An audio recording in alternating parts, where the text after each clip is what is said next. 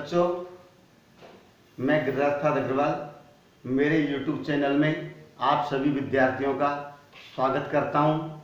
आज मैं आपके सामने लेटर राइटिंग में इनफॉर्मल लेटर को कैसे लिखा जाता है वह मैं आपको बताने जा रहा हूं। देखिए, पिछले वीडियो में मैंने आपको फॉर्मल लेटर के बारे में बताया था कि फॉर्मल लेटर क्या होता है और कहाँ पर वो लिखा जाता है और उसकी लैंग्वेज क्या होती है। आज मैं आपके सामने इनफॉर्मल लेटर के बारे में बताऊंगा जो हम परिवार के सदस्यों को, अपने मित्रों को या फिर रिश्तेदारों को लिखते हैं। देखिए बच्चों, सबसे बड़ी बात यह है कि इनफॉर्मल लेटर केवल परीक्षा की दृष्टि से ही हमारे लिए इम्पोर्टेंट नहीं है, बल्कि ये हमारे व्यवहारिक जीवन में भी लाभदायक है। अब आप कहोगे व्यवहारिक जीवन में लाभदायक कैसे है? क्योंकि हम केवल पत्र जो लिखते हैं परीक्षा में नहीं लिखते, बल्कि हम दैनिक जीवन में भी कभी मित्र को पत्र लिख रहे हैं, कई भाई को पत्र लिख रहे हैं, कई पिताजी को पत्र लिख रहे हैं। तो ये सब चीज़ अपने दैनिक व्यवहार में भी करते हैं। तो हमें पत्र लिखना आना चाहिए। इसलिए अब मैं आपके सामने जो बताने जा रहा हूं कि पत्र को कैसे लिखा जाता है। तो फॉर्मेट, जो पत्र का फॉर्मेट होता है, format of an informal letter. तो पत्र का फॉर्मेट क्या होता है, यानी कि मैंने आपको इन जो फॉर्मल में बताया था वहां भी एक फॉर्मेट था, यह भी वो फॉर्मेट है। तो देखिए किस प्रकार से हम उस फॉर्मेट को लिखेंगे। देखिए, सबसे पहला खंड जो होता है हमारा वो होता है एड्रेस एंड डेट। पहला खंड जो क्या होता है वो होता है एड्रेस और डेट, इन दोनों को मिलाकर पहला खंड बनता है। तो जब हम किसी भी फॉर्मल लेटर को लिखेंगे तो सबसे पहले हम लिखने वाले का एड्रेस लिखते हैं, सेंडर्स एड्रेस। अपन पत्र भिजवा रहे हैं तो हम अपना एड्रेस लिखते हैं। तो देखिए, सबसे पहले जैसे हमने एड्रेस लिख दिया 53 आदर्श नगर, 53 आदर्श नगर बी, मानटाउन, सवाई माधोपुर, सवाई माधोपुर। तो ये हमारा क्या हो गया, एड्रेस हो गया। इसके बाद डेट लिखते हैं। डेट लिखने का वही तरीका है जो हमने फॉर्मल में लिखा था, एक लाइन छोड़ेंगे और इसके लिए डेट लिखेंगे सितंबर 25, 2020। समझ में आया? सबसे पहले हम डेट एड्रेस लिखते हैं, इसके बाद एक लाइन छोड़ेंगे, एक लाइन छोड़ने के बाद हम एड्रेस डेट लिखेंगे। एड्रेस हो गया, इसके बाद क्या हो गया, डेट। डेट लिखने के बाद तीसरा जो खंड बनता है, यानी वैसे मैं जो दूसरा खंड ही कहता हूं, वो है जिस व्यक्ति को पत्र लिखते हैं उसके लिए क्या शब्द यूज करेंगे। देखो, इनफॉर्मल लेटर में डियर, माय डियर, रेस्पेक्टेड, ऐसे कई शब्द आते हैं। हम कोई सा भी लिख सकते हैं, लेकिन लिखते समय हमें इस बात का ध्यान रखना है कि हम पत्र किसको लिख रहे हैं। हम हमारे बराबर वाले को लिख रहे हैं तो माय डियर आएगा, छोटे को लिखते हैं तो डियर से काम चल जाएगा। लेकिन जब हम अपन से बड़ों को लिखते हैं, यानी ऐसे व्यक्ति जो हमारे पिता तुल्य हैं, उनके लिए डियर और माय डियर शब्द का यूज नहीं करें, हम लिखेंगे वहां पर रेस्पेक्टेड। तो अब मैं यहाँ पर लिख रहा हूं, देखो आप जो शब्द चाहे वो लिख सकते हैं, डियर, माय डियर और रेस्पेक्टेड। डियर, माय डियर और रेस्पेक्टफुल। ये लिखने के बाद father, mother, sister, brother, uncle, friend, जो भी आप लिखना चाहें वहां पर यहां पर आप लिख सकते हैं। इसके बाद हम पत्र की हेडलाइंस लिखते हैं। हेडलाइन का मतलब, मेरा मतलब यहां पर क्या है कि पत्र की वो लाइनें जिन्हें हम हर पत्र में लिखना आवश्यक समझते हैं, यानी वो 3 लाइन है जिनको हमें लिखना ही होगा, इसलिए वो आप फिक्स कर लें। और वो लाइनें होती है, देखिए, आई एम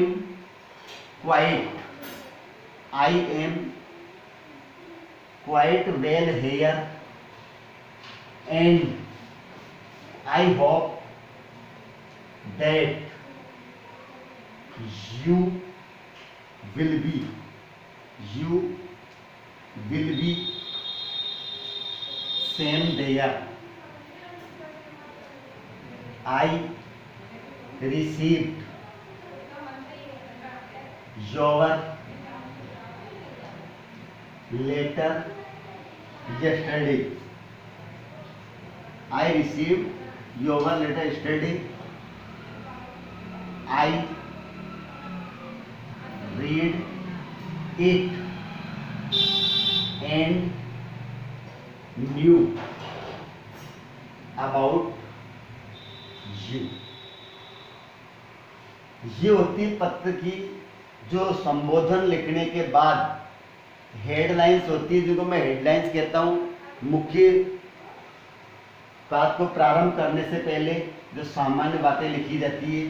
तो आपको चाहे पत्र किसी को भी लिखना पड़े, लेकिन आपको ये 3 लाइन लिखनी है।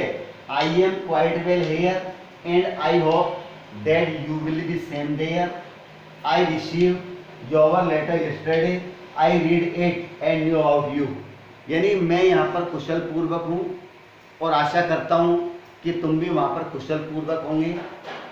मैंने कल तुम्हारा पत्र प्राप्त किया, इसे पढ़ा और तुम्हारे बारे में मुझे जानकारी दी। ये खंड लिखने के बाद फिर हमारा मेन पार्ट चालू होता है, जो जिसे हम कहते हैं, जो होता है मुख्य भाग, मेन पार्ट। ये हमारा तीसरा खंड है। पहला डेट, एड्रेस, दूसरा संबोधन और हेडलाइंस। इसके बाद में हमारा बिंदु आता है, वो है मेन पार्ट। ये प्रत्येक पत्र में आपको अलग अलग होता है। हर पत्र में हम क्या है, अलग अलग लिखते हैं। ये भाग वो है जो हमारा सीधा सीधा विषय वस्तु से संबंधित है। लेकिन इस मेन पार्ट को लिखते समय केवल मुख्य बात पर फोकस न रखें। हमको अपनी बात को रखने से पहले हमको भूमिका बनानी पड़ती है, कुछ इधर उधर की बातें करनी पड़ती है, तब जाके फिर अपनी बात पर आते हैं कि मैंने आपको पत्र क्यों लिखा है। मेन पार्ट होने के बाद फिर अगला जो खंड आता है, देखिए, वो भी सेम होता है। जैसे हम उपसंहार के रूप में नीचे लिखते हैं, उसी तरह पत्र के नीचे भी सम्मानजनक कुछ लाइनें लिखी जाती है। किसको लिखते हैं? जैसे फादर को देखा तो मदर के लिए लिखते हैं। वो क्या है, अब मैं इसको लिखूं, इससे पहले आपसे कहूँगा इसका स्क्रीनशॉट ले लें ताकि मैं इसको आगे बढ़ा सकूं। मैं यहाँ से मिटा रहा हूँ। ठीक, आपने लिख लिया। हेडलाइन हो गई, I am quite well here and I hope that you will be same there. I receive your letter yesterday. I read it and knew about you. फिर इसके बाद हम मेन पार्ट लिख देंगे, जिस विषय पर हमारा पत्र होगा उसको लिखेंगे। और मेन पार्ट लिखने के बाद फिर हम आगे बढ़ते हैं, convey my best regard to, dot dot dot लगा दिया, and love to youngers, YOUNGER, love to youngers. फिर यहां पर योवर्स, योवर्स के बाद आप यहां पर कोष्टक में loving son, friend, public, affectionately, affectionately, इनमें से कोई शब्द आता है। योवर्स के बाद या तो लविंग सन लिखेंगे, या फिर हम फ्रेंड लिखेंगे, या फिर हम अफेक्शनेटली लिखेंगे। देखो अफेक्शनेटली शब्द होता है कॉमन, इन दोनों के स्थान पर भी यह शब्द यूज किया जा सकता है, लेकिन पिता को पत्र लिखेंगे, माँ को पत्र लिखेंगे तो अफेक्शनेटली शब्द ज्यादा अच्छा नहीं लगता, इसलिए लविंग सन लिखा जाता है, लविंग डॉटर लिखा जाता है।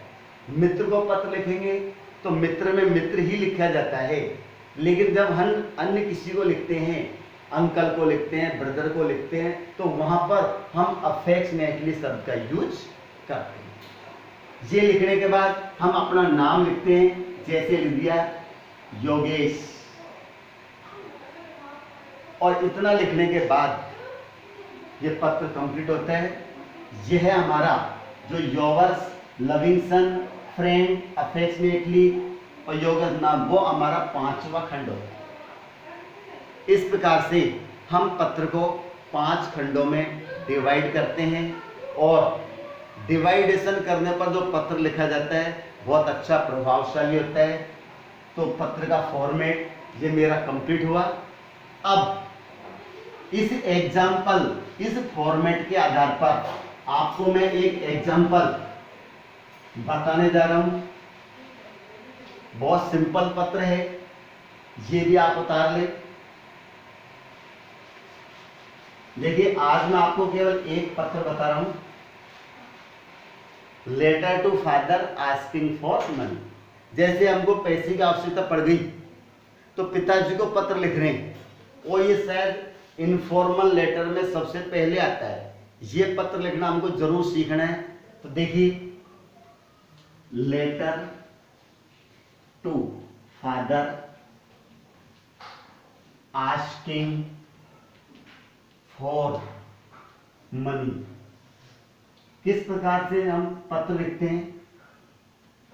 Letter to father asking for money, पैसे भिजवाने के लिए, पैसे मंगवाने के लिए पिताजी को पत्र। तो हम इस पत्र को उसी फॉर्मेट के आधार पर लिखेंगे। सबसे पहले हमें एड्रेस लिखना है, हम जहां रहते हैं उसी जगह का एड्रेस हम लिखेंगे। देखिए सबसे लिख दिया 64 Rajvihar colony, Rajvihar colony, Alampur road, Sawai Madhopur, Alampur road, Sawai Madhopur. हो गया एड्रेस। एक बात ध्यान करना, एड्रेस इसी तरीके से लिखना है और 3 पंक्तियों में एड्रेस हमारा होना चाहिए। इसके बाद हम एक लाइन छोड़ेंगे, डेट लिखेंगे सितंबर 25, 2020। पिताजी को पत्र लिख रहे हैं, तो मैंने बताया था पिता तुल्य होते हैं, उनके लिए रेस्पेक्टेड शब्द का यूज करते हैं। तो देखिए रेस्पेक्टेड फादर, ये हमने लिख दिया। इसके बाद वो मैंने हेडलाइन बताई थी, आई am quite well here and I hope. अब तो बोर्ड को मैं आधे खंड में विभाजित कर देता हूं। आई, ये मेरी पंक्ति भर गई है। अगला प्रश्न है, आई hope that you will be same there. I hope that you will be same there. I received your letter I receive, your letter yesterday, I received your letter yesterday, I read it and knew about you।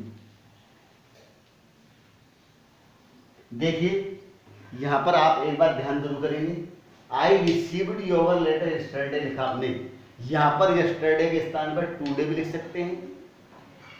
आपको पत्र कब मिला ये आप यहां पर समय लिख रहे हैं, टुडे मॉर्निंग हो सकता है, यस्टरडे हो सकता है, जस्ट नाउ भी हो सकता है, I have received, I received just now भी आ सकता है, जो चाहो आप लिख सकते हैं।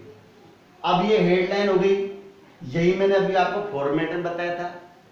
अब इसके बाद मेन पार्ट आता है कि पैसे मंगवाने के लिए पत्र लिख रहे हैं, तो क्या हम डायरेक्ट ऐसे ही लिख देंगे कि पिताजी मुझे पैसे भिजवा। व्यवहारिक दृष्टि से ठीक नहीं है, पहले हमको भूमिका बनानी है, कुछ इधर उधर की बातें लिखनी है, फिर आप मेन पॉइंट पर आएंगे। तो हम लिखेंगे माई, ये यहां से प्रारंभ है, my study is going on well, मेरी पढ़ाई ठीक चल रही है। Our examinations, our examinations are at hand, हमारी परीक्षाएं निकट हैं। लिख दिया, पढ़ाई के बारे में बता दिया, परीक्षा के बारे में बता दिया। अब हमको लिखना है पैसे की आवश्यकता क्यों है, भाई हम पैसा मंगवाना चाहते हैं, तो भाई पैसे की आवश्यकता हमें क्यों पड़ रही है, तो वो लिखो I want to buy some books, some text books for my study, text books for my study, पढ़ाई के लिए कुछ पुस्तकें खरीदना चाहता हूं। आई हैव टू पे माई रूम रेंट, यानी मुझे मकान का, कमरे का किराया भी चुकाना है। आई हैव नो मनी, मेरे पास पैसा नहीं है। So I need it most, I need it most, मुझे बहुत आवश्यकता है। Please, please send me 500 rupees, लिख दिया अपन ने, प्लीज सेंड मी 500 रुपीज, कृपया मुझे 500 रुपए भिजवाना। अब इसके बाद में अगला खंड आएगा कन्वे माई बेस्ट रिगार्ड, तो हम रिगार्ड किसको देंगे, जब पिताजी को पत्र लिखा है तो हम अपना रिगार्ड देंगे मदर को। तो यहां लिखेंगे convey my best regard, convey my best regard, REGARD, regard to, convey my best regard to mother, convey my best regard to mother and love to youngers, and love to youngers. इस प्रकार से हमने पत्र को लिखा। अब नीचे नीचे क्या लिखेंगे, योवर्स, योवर्स लिख दिया। लविंग सन, पिता के लिए लविंग सन शब्द का यूज करेंगे, योवर्स लविंग सन दिनेश। लड़की है तो डॉटर लिख सकती है। इस प्रकार से ये हमारा पत्र पूरा हो गया। अब इस पत्र में अगर आपके को समझ में नहीं आए तो मुझे बताएं और मेरे वीडियो को लाइक करें, सब्सक्राइब करें। धन्यवाद।